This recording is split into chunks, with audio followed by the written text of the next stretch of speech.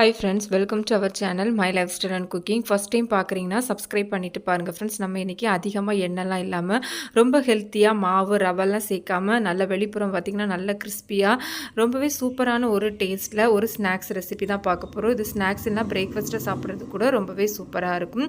செய்யவும் ரொம்ப ஈஸி. வாங்க இப்போ இந்த ரெசிபி எப்படி பண்ணலான்னு பார்க்கலாம். இப்போ ஒரு பேன் வந்து ஸ்டவ்வில் வச்சுருக்கிறேன். இதில் ஒரு டேபிள் ஸ்பூன் அளவு வந்து ஆயில் சேர்த்துக்கலாம்.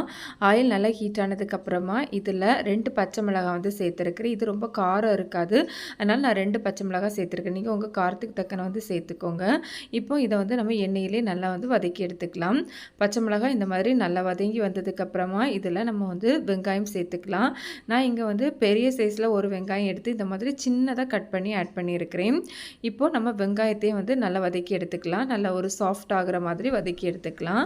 வெங்காயம் வதங்குறதுக்கு உப்பு வேணாலும் நீங்கள் வந்து சேர்த்து வதக்கி எடுத்துக்கலாம். இந்த மாதிரி வெங்காயம் நல்லா சாஃப்டாக வதங்கி வந்ததுக்கப்புறமா ஒரு டேபிள் ஸ்பூன் அளவு வந்து இஞ்சி பூண்டு வந்து க்ரஷ் பண்ணி ஆட் பண்ணியிருக்கிறேன். இந்த மாதிரி க்ரஷ் பண்ணி சேர்க்கும்போது நல்லா வந்து வாசனையாகவும் டேஸ்ட்டுமே நல்லாயிருக்கும். இஞ்சி பூண்டு பச்சை வாசனை போகிறதுலேயே நல்லா வதக்கி எடுத்துக்கலாம். அது கூடவே ஒரு சின்ன சைஸில் ஒரு தக்காளி பழம் இந்த மாதிரி சின்னதாக கட் பண்ணி ஆட் பண்ணியிருக்கிறேன். தக்காளி பழமும் சேர்த்து ஜஸ்ட் இந்த மாதிரி ஒருக்கா மிக்ஸ் பண்ணி விட்டால் போதும். அடுத்ததாக பெரிய சைஸில் ஒரு கேரட் எடுத்துருக்கிறேன். இதையும் பார்த்திங்கன்னா இந்த மாதிரி சின்னதாக வந்து கட் பண்ணி சேர்த்துருக்கிறேன். இப்போ இதையும் ஆட் பண்ணிக்கலாம். கேரட் பார்த்திங்கன்னா நம்ம சின்னதாக தான் கட் பண்ணி சேர்த்துருக்குறோம், அதனால் நமக்கு வந்து சீக்கிரமாகவே குக் ஆயிரும். நல்லா வந்து இந்த மாதிரி மிக்ஸ் பண்ணி விட்டுக்கோங்க. ஓரளவு வெந்து வரதுறையே நம்ம வந்து இதை வந்து மிக்ஸ் பண்ணி எடுத்துக்கலாம். இப்போ உங்களுக்கு பார்த்தாலே தெரியும் எல்லாமே நல்லா வந்து குக்காகி வந்துடுச்சு. இப்போ நமக்கு இதுக்கு தேவையான அளவு வந்து சால்ட்டு சேர்த்துக்கலாம்.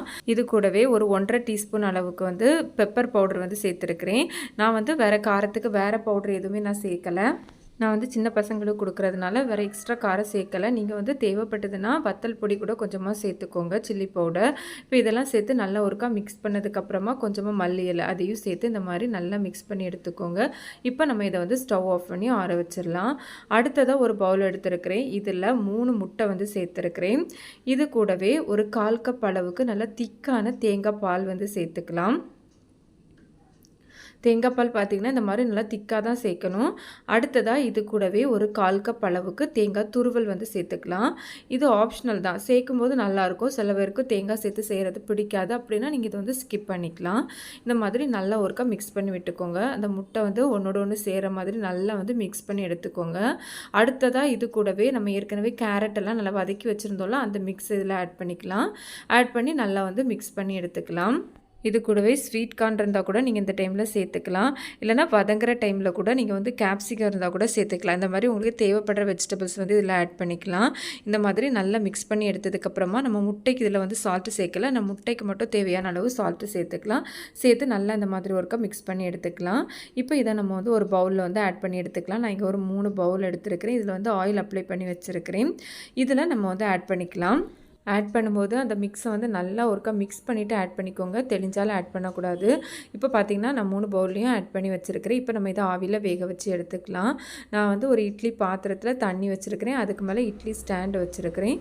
இதில் நம்ம ரெடி பண்ணி வச்சுருக்க பவுலில் வந்து வச்சிடலாம். இப்போ நம்ம இதை வந்து க்ளோஸ் பண்ணி மீடியம் ஃப்ளேமில் 15 to 20 மினிட்ஸ் வச்சுக்கோங்க. நம்ம பவுலோட சைஸை பொறுத்து டைமிங் வந்து மாறுபடும். ஒருக்கா செக் பண்ணி பார்த்துக்கோங்க, கத்தி ஏதாவது இன்சர்ட் பண்ணி செக் பண்ணி பார்த்துக்கோங்க. இப்போ பார்த்திங்கன்னா நான் வந்து வெளியே எடுத்து வச்சுருக்கிறேன். நமக்கு சூப்பராகவே ரெடி ஆகிடுச்சு. இந்த ஸ்நாக்ஸ் பார்த்திங்கன்னா இப்படியே சாப்பிட்றதுக்கு ரொம்ப ஹெல்த்தியாக ரொம்ப நல்லாயிருக்கும். இது நல்லா ஆறி வந்ததுக்கப்புறமா அந்த ஓரங்கள்லாம் தானாகவே விட்டு வந்துடும். எனக்கு இப்போ லைட் சூடாக தான் இருக்குது. இந்த மாதிரி ஒரு ஸ்பேட்ச்லாம் வச்சு இந்த மாதிரி எடுத்து விட்டுட்டு நம்ம வந்து கையில் கமத்தி எடுத்துட்டோம் அப்படின்னா நமக்கு ஈஸியாக டிமோல்ட் ஆகி வந்துடும். பார்த்தா தெரியும், பாத்திரத்துலையும் எதுவும் ஒட்டாமல் சூப்பராக வந்திருக்கு. இதை வந்து நம்ம இப்படியே சாப்பிட்டாலும் நல்லாயிருக்கும். பட் குழந்தைங்களுக்கு கொஞ்சம் நல்லா கிறிஸ்பியாக கொடுக்கும்போது விரும்பி சாப்பிடுவாங்க. அதனால நான் இதை வந்து ஃப்ரை பண்ணி எடுக்க போகிறேன். அதுக்காக வேண்டி ஒரு பேன் எடுத்துருக்கிறேன். இதில் ஒரு டேபிள் ஸ்பூன் அளவு வந்து எண்ணெய் சேர்த்துருக்கிறேன். எண்ணெய் நல்லா சூடானதுக்கப்புறமா நம்ம இதில் வந்து ஸ்நாக்ஸை ஆட் பண்ணி ஃப்ரை பண்ணி எடுத்துக்கலாம். ஓரளவு மீடியம் ஃப்ளேமில் வச்சு எல்லா பக்கமும் நல்லா கிறிஸ்பியாக வரதுறையும் நல்லா கலர் சேஞ்ச் ஆகி கிறிஸ்பியாக வரதுறையும் நம்ம வந்து ஃப்ரை பண்ணி எடுத்துக்கலாம். மீடியம் ஃப்ளேமில் வந்து ஹை ஃப்ளேமில் கூட நீங்கள் வந்து வச்சுக்கலாம். ஏன்னா நமக்கு இது எல்லாமே ஏற்கனவே குக் ஆகி வந்தது தான். இது போலவே நம்ம எல்லாத்தையும் ஃப்ரை பண்ணி எடுத்துக்கலாம். அவ்வளோதான் நமக்கு ஒரு சூப்பரான ஒரு ஸ்நாக்ஸ் ரெடி ஆயிடுச்சு ஃப்ரெண்ட்ஸ். கண்டிப்பாக நீங்கள் ட்ரை பண்ணி பாருங்கள். நான் இப்போ இதை வந்து கட் பண்ணி காமிக்கிறேன். இதை நம்ம இந்த மாதிரி முழுசாக ஃப்ரை பண்ணுறத விட ஒரு ஸ்நாக்ஸ் வந்து 4 பீஸாக கட் பண்ணி ஃப்ரை பண்ணி எடுக்கும்போது இன்னும் ரொம்பவே சூப்பராக இருக்கும்.